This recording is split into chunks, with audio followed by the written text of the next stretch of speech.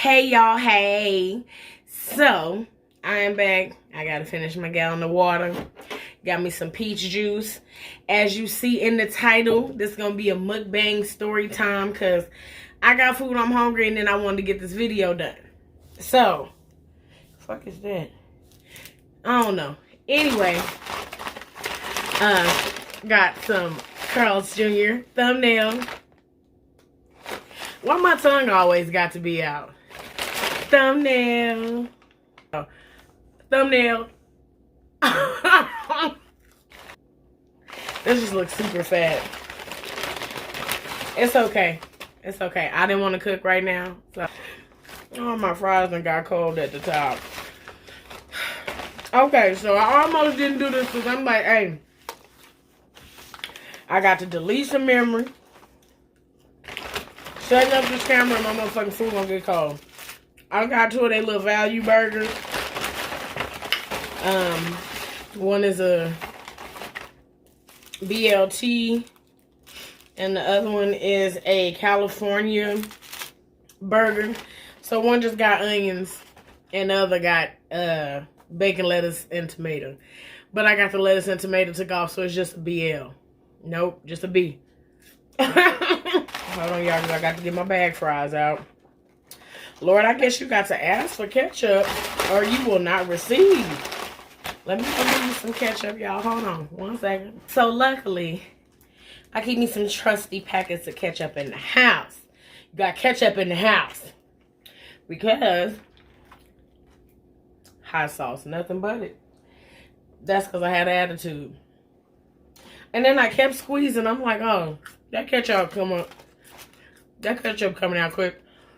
But anyway, we will be getting an interruption because Robin at Out the Box Treats is going to be bringing me some edibles. So y'all already know how that goes. So this is going to be a two-part story time, so that will take care of Vlogmas Day 22 and 23.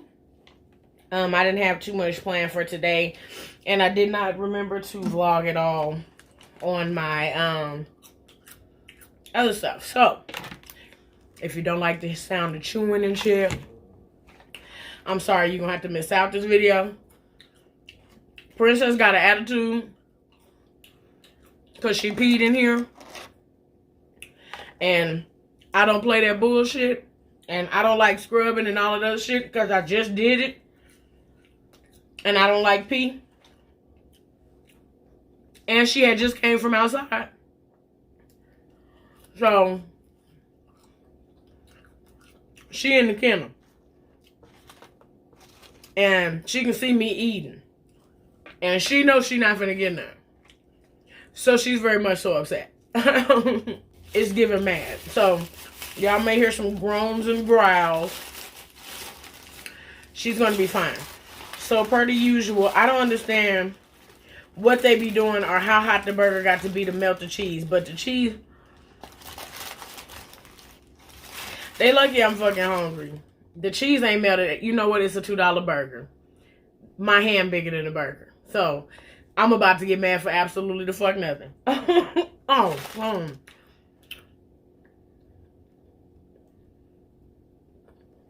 I'm sorry eating.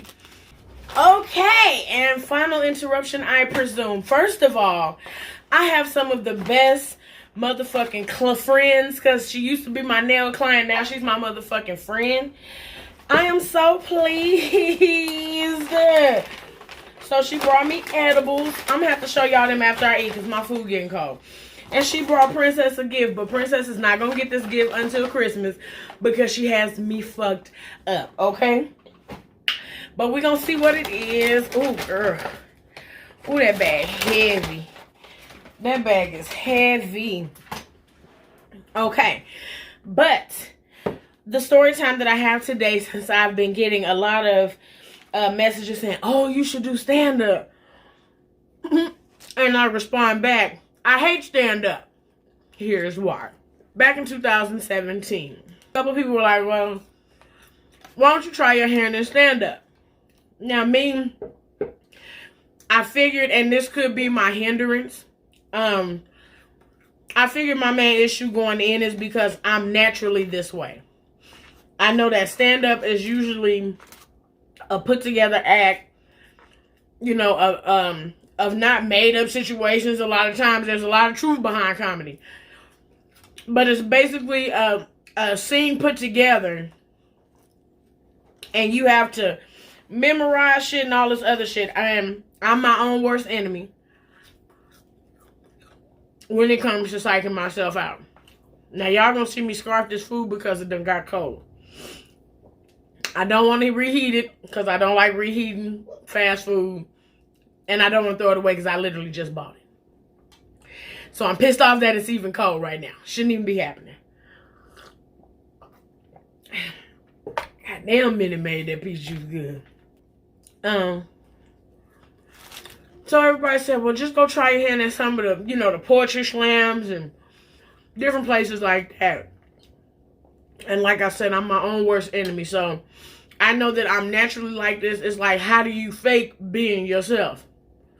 If you understand what I'm saying. I like being on social media because what you get on this camera is literally how I am. You know, sometimes, of course, I may be a little bit more upbeat, but as far as my sarcasm, my wit, all that other shit, that's me whenever the camera's off and when the camera's on. I'll tell a joke out of nowhere. I'll do weird shit and be funny out of nowhere. That's just how I am.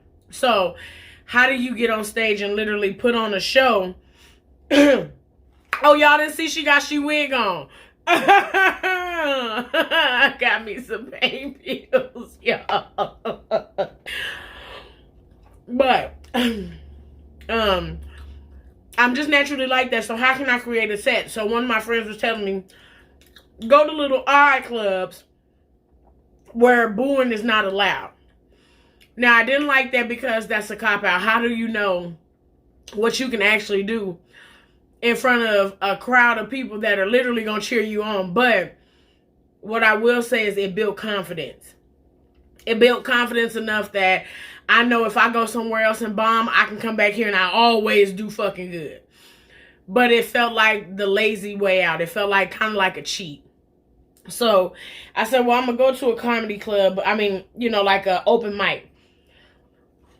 But it's not going to be a no boo. If you don't like it, you don't like it. That is what it is. I researched a couple clubs in my area. If you are thinking about doing stand-up, go physically watch it.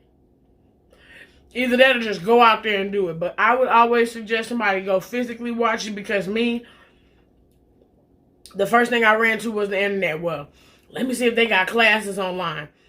In my opinion, stand-up is not something that it can be taught. Timing can be mentored. You can't be taught. Funny just can't be taught. Of course, somebody can write you some jokes and tell you how to say them, but it's all about your cadence. Your cadence, your tone, your body language. Sometimes the way you say a joke or the amount of energy you put behind it can kill the whole joke. Murder it. And these are things that I'm gradually learning over time. And I watched a bunch of videos that made it seem like, oh, you put your chest up, you walk around, you do this. That don't make you funny, motherfucker. That's just showing you how to stand up right on stage. Like, no. So I wouldn't suggest doing that, at least for a person that thinks like I think. And by thinking like I think, I mean a worry warrior almost. I have an issue with crowd control. I can walk into a room and command attention, but I'm not the type of person that battles for attention. Because I'm the motherfucking prize to talk to up in this bitch. You understand me? The only way you gonna know it is I'm not gonna match your tone hollering. It's some people that will be in a room and they have to be noticed. I'm not that person. And if I notice my voice is up against a person that's like that, I just kind of And what always happens, has never not happened, is the crowd comes right back to me. You know what I'm saying? Because I'm not finna fight for the attention. So that's just my thing. And I'm real observant of a room. So whenever I used to go do stand-up, I would go 4 or 5 hours early to the venue. A lot of comedians just pop in, but I believe that comes along with seniority. Because I have to get to know the staff. I have to get to know the building. Like, I literally want to know where I am because I feel more comfortable. So I used to hate places that would open up at 8. You got to be there for 7 for sign-in. They open up at 8, and then you get in there, and we on stage by 8:30, 9 o'clock. It's like, fuck. I don't know shit about this place. I'm just here. So I will go early, and that's just another one of my things. Like I say, I'm not the type of person that'll yell in the microphone, hey, motherfucker. That's what the fuck I did if I can find the clip of me bombing. To me, I bombed. To Mike and the 7 people that were left in there, because that's a story I'm getting to. Okay, let me just stop there then. Gonna get into the story. Blurred out. A friend of mine had said, oh, you should get into stand-up comedy. You do good on the internet, blah, blah, blah, blah, all this other stuff. So I researched some places in my area. I found a place called Money Plays. I end up going, and when I tell you, I done fucked before, and it was at a young age. I was 13. I have done a B&E before. I have shoplifted. I paid my time for these, so don't do that. I paid my time, not served. Mama has not been in jail. I paid my time for those. Nothing that I have ever done, even in knowing that I was about to get the worst ass whooping in the world, or not even getting the ass whooping at all, just knowing the trouble that I'm in. I've never been so anxious as I was on the way there. Like, the only way I can describe it is my legs literally felt like gluten-free linguine. My legs literally felt like the angel hair pasta overcooked. My legs literally was doing this. And I'm driving the car, so to a point where I had to pull over. I said, Mike, you got to drive. Because I knew where the place was at without the address. I said, Mike, you got to drive. Just let me tell you how to get there. I'm shivering as if I can't just say, no, I don't want to do this. Let's go home. But my heart was telling me, no. You done got dressed. You done came out here. You gonna do this shit. It's literally 5 minutes of you talking. I got my heart combating with my mind. Meanwhile, I'm sitting in this confined fucking space in this car. I am losing it by the second. I tell my turn up the radio. Let me just listen to some music. I'm listening to the music. And we're driving it. And eventually the music soothes me to the point where I forget where I'm going. But my legs are still weak. I did not get that way literally until we left the house. Because all day I had been watching. I watch stand-up comedy all the time. I had been watching some stand-up comedy specials. Just kind of trying to stay in a funny mode. This is literally an open mic. I'm not getting paid to do this shit. I'm literally going on my own. Oh, okay, bun. But we get there. Off the bat, I noticed 5 people I know. So I didn't tell nobody I was coming because if I did bomb, I didn't want to bomb in front of nobody but fucking Mike. There's 5 people there that I know. And I went, I think subconsciously, I went late on purpose, hoping that I wouldn't be able to get on the list. And I'd be able to just watch. Because outside of watching YouTube, I hadn't trained. I hadn't wrote nothing. I'm literally just going to go out there and just be who the fuck I be at family gatherings and shit. But I didn't allow myself time to get familiar with the building. So, we're going around. And I'm talking to the people that I know that showed up for other people that's there. And I get on the list. I'm number 13 on the list. So I'm like, oh, 13, shit, I'll be going up in no time. Bitch. That time flew by. Before I know it, the 5 people that I knew that were there ended up turning into a smooth 3, a shifty 2, 1, and then I didn't know nobody there. They were still on number 7 by then. So I look at the clock and it's 1:07. Bitch, I gotta be to work tomorrow at 8 o'clock in the morning. I require at least 6 decent hours of sleep, but my spirit is not letting me leave this fucking place. So I'm sitting there and I'm waiting. I look up again. It's 1:45. After the intermissions, after the little rap concerts that they do, we're now on number 10. We're on number 10 at 1:45. I said, okay. I should be going up by 2:20, 2:30. The crowd gets smaller and smaller. I'm starting to see waitresses go the fuck home. So that means ain't no money being spent in the building. So I'm looking around. I said, okay. It's about 30 of us up in here. That's good enough. Okay. They finally get to number 12. It is 2:30 fucking 5 in the morning. A.M. I got to be to work at 8. I'm sleepy. Mike's sleepy. We done had a couple of drinks. Me and Mike, it was in our 30s to our fucking hearts. You understand me? When it's time to go to bed, it's time to go to bed. It ain't no motherfucking wavering. It ain't no game. It ain't no joke. I will literally, if I'm tired right here, I'm going to sleep. I'm going to, worse than a 5-year-old. I'm going to sleep wherever I'm at. Or I'll be just like this. Tucked up on, you may not see it. I'm tucked. Ain't no thumbs in there, bitch. I'm tucked. Now sitting back and look like I'm tucked. If I get sleepy right in my motherfucking 30s, yes, God. Me and Mike dozing off, rubbing our face. Finally, at 2:52 a.m., they call number 13. I go up there. First thing I do when I grab the mic, I tip this way, the speakers right there. So you get the loud, It's literally 7 of us in the building, including me and Mike. So I've lost all mojo by now. I've lost all feeling for wanting to do this shit. Gone. Everything. I don't have nothing.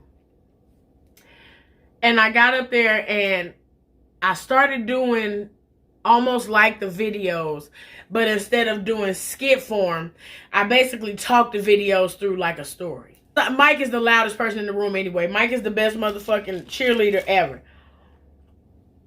I'm not even saying the joke, Mike's laughing. Shouldn't have brought him. He an enabler. But when I was able to distinguish his laugh from other laughs, they were scattered in the motherfucker, but I can hear them. And my timing was so fucked up because instead of me giving them a second to let it ride, let them laugh, I immediately go into the next thing because I want to keep it going. They're listening to me talk, so I no longer hear them laugh. Mike is laughing at every motherfucking thing. I no longer can hear the crowd laughing. So I don't know if the joke funny for real because Mike over here kikiing. So at some point I turn over, I say, hey. Now I can hear the other people laughing. So I felt the need to get louder to match the fact that I don't know if they laughing or not. So I need to see your mouth move now. So now I'm not paying attention to my set. I'm paying attention to the teeth in the fucking crowd. You know what I'm saying? So that caused me to go back by the speaker and I'm hollering again. Not only am I hollering, the speaker whistling with the microphone, I'm yelling, and there's 7 of us in this motherfucking building. I kind of stopped, and one of the ladies say, "What you doing? What you stopping for?" That's why I say, to me, in my mind, I thought I bombed. I just knew this is going horrible. But meanwhile, I'm translating what I want to. I literally don't remember speaking. I remember every bad thing that happened, which is why this story is even possible. Anything bad that happened, I can remember that shit to the T. But when I got off stage, the only thing that let me know I did great, outside of Mike, like I said, Mike was already doing his thing. I just knew I was the bomb. I knew I was the shit if Mike was just there. But it was a lady that was hosting that came up to me. And she said, baby, you are hilarious. And you got it. And you don't even know it. She said, the fact that you don't know it, we can see that. She said, because if you wasn't fumbling or pulling on your clothes, you was turning towards the speaker. She said you was self-destructing on purpose to hurry up and get that time to go by, because that 5 minutes was the longest 5 minutes of your life. And everybody know I'm a crybaby. I immediately wanted to cry in that woman's face, because this is literally what's happening. I want this shit to be over. So whatever I need to do to eat away at this motherfucking time, allow me to do that. And she said, I want you to do this again. But she said, I want you to do this where you making money for it. And I'm like, my nigga, I just did this for free. She said, no, because if you got something to lose, you'll understand what you need to gain. And I'm like, well, okay, Yoda. All right, whatever. So she gave me a number to this lady named Sparkle. Forever will love Sparkle. And Sparkle said, well, I'm going to come by there and pick up your deposit. And I'm like, wait, what? She said it's $25 to get into the show. I'm like, this ain't what old girl told me. She told me I get paid. She said, you get paid from the amount of people that you bring to the show. Now, me knowing off the rip, I got enough people to recover this $25. But I got to get enough people here to make it worth my while to stand up there for 7 minutes, do a joke, and get money for it. Because I got to make my money back, but it ain't a profit if I don't double it. So I said no at first. I was like, let me think about it. Later on, she sent me a text and she said, somebody spoke highly of you and I really wish that you would gamble on yourself. So I was like, okay, girl, come on, get this $25. She comes, she gets the $25. And what I felt that time going, because I had invited everybody I fucking knew. What I felt that time going is I felt I had something to prove. I felt I had something to show off, because I've gotten online and I can do all this online, but is that all I'm limited to when I'm literally myself online? I just may paint it up with some motherfucking makeup or put a different name to it, because today I'm feeling manly than a motherfucker. Today I'm feeling elderly. Today I'm feeling like somebody's auntie, or today I feel like I'm a professional that work at a news anchor. As a news anchor. It's always been me. I'm the only child, and then I'm a baby of 6. All the different personalities come from. Grind and smoked. I forgot where I was at. But, like I said, I turned out enough people, and I know in my mind, I got to go up there and fuck it up. Hey, my mama finna be there. I think I should have did that the first time, because it was kind of like, if you know how you finna get in the fight and your mama out there, bitch, I cannot lose. Linda Faye outside. And if I lose to this bitch, I got to fight Linda Faye. I'm not doing it. Let me go out here and whoop somebody's daughter ass. So, that's how I felt. And when I tell you, I wrote this set, I practiced the set, I practiced the set, I practiced the set, I practiced the set. When I got on that motherfucking stage, because like I said, I go 3-4 hours early, just to get to know my building, just to get to know my surroundings. So I'm pacing in the back. I don't want to be around no other comedians. I don't want to be around nobody. I'm just pacing in the back trying to get my mode. I like to be left alone. When I'm trying to get in my mode, I don't like a bunch of noise. I can't have nothing in there. So they call my name and I go out. The first face I see, because Mike already laughing. My best friend is there. She on the floor in my face recording me. But she's so close that I can see her face through all the spotlights, because I can't see nobody else. I can see my mom because the table that they were at were near the bar. So you know how the bar got the little lights or whatever. I can see my mom. I can see Mike Teeth with his black self. And my best friend is right here. So I'm immediately comfortable because the first three things that I can see are my people.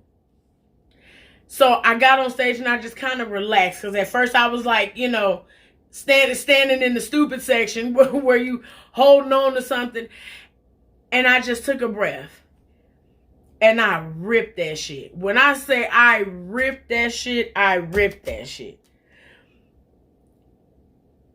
To me, I knew it in myself. When I left off stage and there were motherfuckers standing on their feet when I left, I knew then like, okay.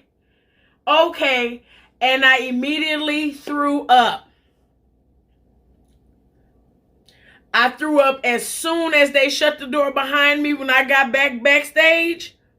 Threw up every motherfucking way. I'm laughing, crying, and throwing up all at the same fucking time. Because in my spirit, I know I did good. I did that shit. But the hardest thing for me and why I tell everybody I hate stand-up. Unless that lineup is that way, and not necessarily, you know, like my best friend having to be there, but just somebody I know being real close to me. Unless the lineup is always that way, I don't feel comfortable. Sometimes you may get hecklers. Now, I can go back and forth with a heckler all day long. We can shoot the shit. But my issue is my attention is like, oh, okay, squirrel. Now the heckler has my full attention when there's a crowd of people that pay for a show. Not between me and this motherfucker. There's only one clown in the room right now. There's a clown and there's a comedian. You can't let the clown steal the show. So that's when it turns into, security and shit like that. Me, I'm gonna shoot the shit with you. I love face-to-face combat. I'm not going back and forth on no internet. But if I can get you in my face and you want to go back and forth now, oh, God, yeah. Oh, we can do that. We can do that. We can do all of that. All of it. I'm all that. I'm about every bit. I have not yet learned to control me so much that I can control the room in such a way. I have not yet lost a crowd or bombed to the point to where, you know, oh, this bitch ain't funny. That has not happened. But my fear of it happening is why I hate it. My fear of my timing is why I hate it. Now, in the next story time, I'm gonna tell you about how I did open up, and that was my last stand-up show. But I did open up for a celebrity. Some of y'all may know her, but stay tuned for the next part. And because I'm such a relatable person, I don't want to talk to you to hurry up and get you out my face to the next show. I want to relate with you. I like intimate settings. So, you know, I decided I would rather build up my own audience, my own fan base, to the point to where I'm able to go out and do little lounges, little stand-up shows, and where we can rap how we rap. You know what I'm saying? It's a stand-up show, but it's more of a meet and fucking greet. Because I'm giving you a timeline of me, letting you get to know me. And the jokes are just in there. You know what I'm saying? That's something that I would prefer to do. So, you know, people can say what they want to say about people on the internet. And, you know, oh, it's second tier, low tier comedy. But at the end of the day, this is an advantage right now. Because right now, you can't go no motherfucking well and have a bunch of people and perform. Right now, doing this is more beneficial than going to a club and having a sold out show. Because a sold out show can mean 65 people was in there. And that's including staff. A sold out show can mean 45 people was in there. That's including staff. When I can have a sold out show because I got 6,000 streams. I can have a sold out show because I got 8,000. You know what I'm saying? So You can laugh at whatever you want to laugh at, but this is a benefit. To be able to grow an audience so that when I say, hey, I'm coming here, I got a line of people wanting to see me there. And I don't have to contort and change the way that I am to appease nobody. This is my type of fucking comedy. This is what you paid for. This is what you've been, you know what I'm saying? You wanted to be in the presence of it. You wanted to be in the room with it. This is what it is. So that's why I don't like because it's hard to be you when you're doing stand-up. Even though that's the place where you're supposed to be the most vulnerable. But being that I have issues with controlling myself and controlling the crowd, I'm not a competitive person like that. If that makes sense. I know that we all do different types of comedy. I'm here to get my shit off. You here to get your shit off. Our shit shouldn't be the same. It ain't going to be the same. I'm more mellow, chill, relaxed. You know what I'm saying? Kind of like talk low. You meet some comedians that's rah-rah all over the stage. Dick, pussy, lick, lizard, smoke, baloney. You know what I mean? You have comedians that are like that. You have comedians that are just downright rude. You have dark comedians that come on stage like this. Yeah, fuck all of you. I don't care. And it's the funniest thing in the world to some people. I have to learn that to avoid everything around me. You can love everybody, but everybody ain't your motherfucking partner. People will use you, and I love to give people the benefit of the doubt. Biggest issue of mine. Well, that's pretty much my story time on the first time I did stand-up comedy. If I find any pictures and shit from that time, I will go ahead and insert them here. But I hope you guys like this video. You're going to see this shirt in the next video because I'm just going to go through my edibles. I probably finish this fries and go through my edibles for that video. Princess is still in the kennel because I'm not fucking with her. And yeah, so we're on to the next video. Make sure you like. Ain't no reason 598 of y'all is watching this video and I only got 100 and some likes. Hit like. Thank you. And you, the one that keep fucking watching and not subscribe, hit subscribe. Thank you. Welcome to the family, boo. Love y'all, and I will see y'all in the next video. Bye.